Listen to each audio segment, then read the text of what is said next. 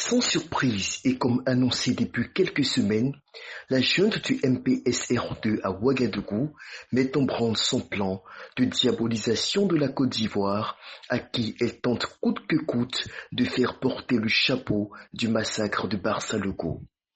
Près de 2 mois après le drame, le putschiste Ibrahim Traoré n'a jamais eu suffisamment de hauteur d'esprit ni pour reconnaître sa responsabilité dans cette tuerie de masse, lui qui a donné l'ordre de contraindre les populations à creuser des tranchées face aux terroristes, ni pour exprimer même un mot de compassion à l'endroit des familles endeuillées.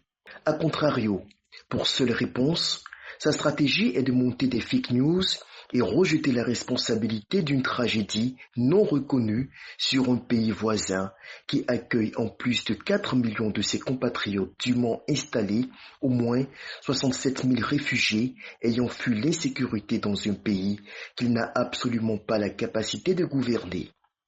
Depuis ce lundi 14 octobre, une note manuscrite rédigée par de médiocres falsificateurs prétend que l'ancien ministre burkinabé de l'Intérieur, Djibril Bassolé, aurait reçu des mains du ministre ivoirien de la Défense, Teni Ibrahima Ouattara, la somme de 625 millions de francs CFA pour primer les combattants au front, peut-on lire. Outre le caractère amateur de cette falsification manuscrite, des questions s'imposent.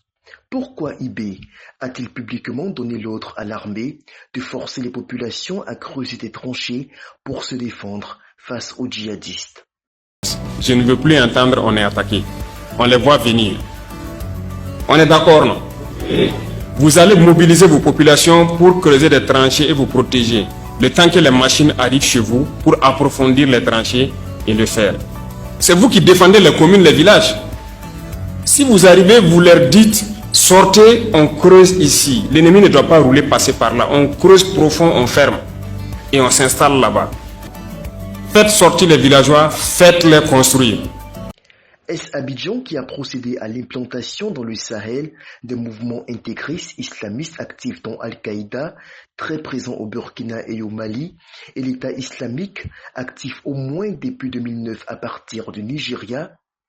Lorsqu'à sa prise du pouvoir par les armes le 30 septembre 2022, le soi-disant capitaine Ibrahim Traoré promettait après 7 années passées au front au Burkinabé de mettre fin à la crise sécuritaire en 3 mois, ne savait-il pas lui, l'homme au galon, les leviers sur lesquels s'appuyer?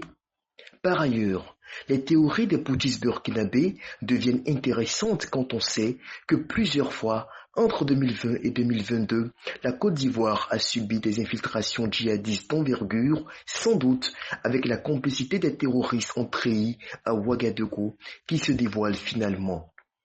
Il faut également noter que la multiplication aberrante de ces accusations maladroites, incohérente et puérile intervient dans un moment où l'appareil sécuritaire ivoirien déjoue tour à tour les complots de déstabilisation contre la Côte d'Ivoire ourdis depuis le Burkina et le Mali. Ibrahim Traoré est coincé, il faut lui dire.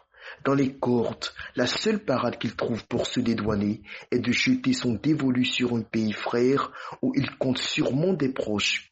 La Côte d'Ivoire a vraiment affaire à des gamins, comme le disait l'autre.